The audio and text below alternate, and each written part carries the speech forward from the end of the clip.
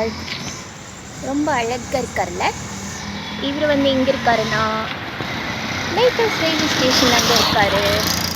நான் இவருக்கு இதோ இந்த பவுல் ஆஃப் சாதமில் வந்து முட்டை, கேரட், அதுக்கப்புறமேட்டு கீரை, பாலக்கீரை.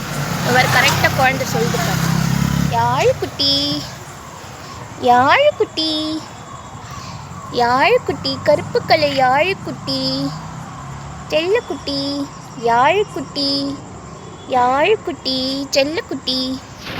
ஸோ நீங்கள் இனிமேட்டு யாழில் அழைக்கப்படுவீர்கள்.